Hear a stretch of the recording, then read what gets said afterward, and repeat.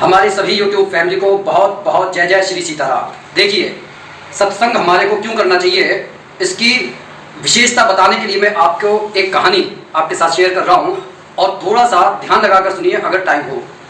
एक बार की बात है कि एक ग्राम में एक बहुत बड़ा व्यापारी रहा करता था और उसने बहुत मेहनत करके बहुत सारी संपत्ति जुटा ली थी और धर्म कर्म भी करता रहता था, लेकिन कभी प्रभु का भजन नहीं करता था।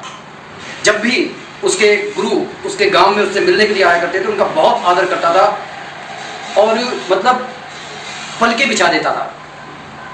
गुरु जानते थे उसके हृदय की बात कि इसका परमात्मा में लगन तो है, लेकिन ये इस संसार की माया को छोड़ने के लिए तैयार नहीं है। क्योंकि दरअसल कई बार हमारे सामने दो विकल्प होते हैं और हम एक ऐसे विकल्प को चुनते हैं जो व्यवहारिक होता है और वो सही भी है, लेकिन हमारे को ये बात भी समझनी होगी कि इस संसार के आगे जो परलोक का सफर है वो यहाँ की जोड़ी हुई माया धन दौलत से निपटने वाला नहीं है।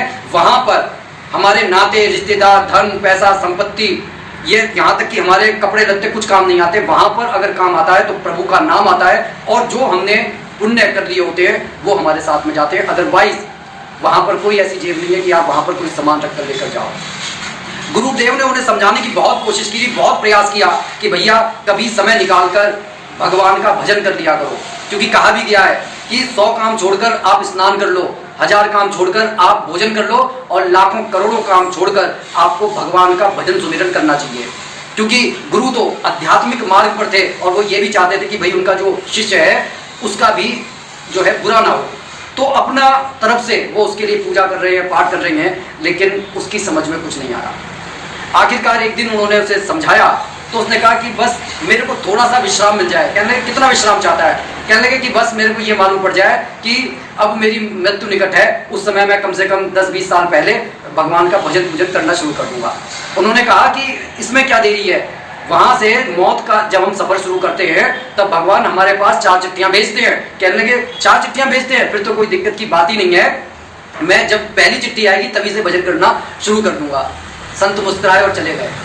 इसके बाद में बहुत समय हो गया, संत नहीं आए, लेकिन संत के पास में खबर आई कि आपके उस शिष्य ने आपको बुलाया है, आपसे मिलना चाहता है, अस्पताल में एडमिट है। संत को उससे बहुत स्नेह था, संत उसके पास जा पहुंचे मिलने के लिए और संत से उनके शिष्य ने कहा उसी हॉस्पिटल के बेड पर कि आपने कहा था कि 4 चिट्ठियां आएंगी, लेकिन कोई चिट्ठी नहीं आई और मैं आज बेड पर आ गया और मेरे को भगवान का भजन सुमिरन करने का वक्त भी नहीं मिला। संत बोले ऐसा कैसे हो सकता है कि 4 चिट्ठियां नहीं आई? चारों चिट्ठियां आई, तुमने ध्यान नहीं दिया। कहने लगे वो कैसे गुरुदेव? कहने लगे कि सबसे पहले तुम्हारे बाल सफेद होने लगे, तुमने हिजाब लगाकर उस चिट्ठी को इग्नोर कर दिया। दूसरे नंबर पर तुम्हारी आंखें कमजोर हो गई, तुमने चश्मा लगा लिया, तुमने भगवान की इस दूसरी चिट्ठी को भी इग्नोर कर दिया।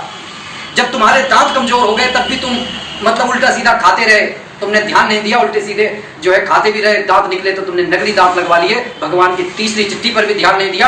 अब जब ये चौथी चिट्ठी आई है तब तुम्हें मेरी याद आई, ये चौथी चिट्ठी रोग लेकर आई है कि जो अब भी समय है, सुधर जाओ, भजन कर लो। क्योंकि अगर इस समय जब उम्र तुम्हारी हो रही है, तुमने अपने खान पान पर, उठने बैठने पर, चहलकदमी पर ध्यान नहीं दिया, तो तुम सिर्फ बिस्तर पकड़ लोगे और इसी तरीके से संसार से चले जाओगे। और तब दुख में तुम किसे सुमिरन करोगे, कितना सुमिरन करोगे?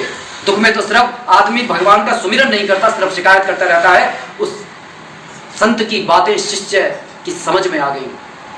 उसने कहा कि हे गुरुदेव, मेरी आंखें खुल गई हैं, अब मैं भगवान का भजन सुमिरन करूंगा। घर गृहस्थी की सारी जिम्मेदारी अब मैं अपने लड़के को सौंप देता हूं, अब तो मुझे आप अपने साथ ले चलिए। मैंने ये कथा आपसे इसलिए कही है क्योंकि जिम्मेदारियों का बोझ जिंदगी भर चलता रहता है। हम ये सोचते हैं कि भाई हम आज नहीं कल कर लेंगे, और वो कल कभी नहीं आता और हम किसी आज नहीं कल कर लेंगे, आज नहीं कल कर लेंगे में हमारा समय गुजरता चला जाता है। हम साधु संतों की चौखट पर भी सिर्फ इसलिए जाते हैं कि वहां पर हमारे को कुछ आशीर्वाद ऐसा मिल जाए कि भाई हमारे संकट सारे दूर हो जाए। लेकिन एक बात को समझ लेना चाहिए कि जब हम भगवान की शरण में स्वयं को सौंप देते हैं तो हमारा ज्यादा कल्याण होता है। आप सोच कर देखिए, जब संतों के आशीर्वाद से हमारा भला हो सकता है, अगर हम स्वयं भगवान की शरण में चले जाएं तो हमारा कितना कल्याण हो सकता है। हमारा कल्याण हो सकता है, हमारे पुरखों का कल्याण हो सकता है, हमारी आने वाली नस्लों का कल्याण हो सकता है, हमारे बच्चों का कल्याण हो सकता है, हमारे परिवार का कल्याण हो सकता है। इसलिए आज से और अभी से आप अपने मन में यह धारणा बिठा लें कि हमारे को समय निकालकर भगवान की भजन करनी है, पूजा करनी है। लेकिन इसमें अड़चनें आएंगी, आलस आएगा, नींद आएगी, उबासियां आएंगी, जिम्मेदारियां आएंगी, रोग आएंगे, शोक आएंगे, दुख आएंगे। इन सबको दरकिनार कर आपको भगवान का भजन सुमिरन अवश्य करना है। अगर एक बार आपने अपनी बागडोर उनके हाथों में छोड़ दी, उसके बाद देखना आपको दुख में भी मौज मिलेगी। बोलो सियावर रामचंद्र भगवान की जय।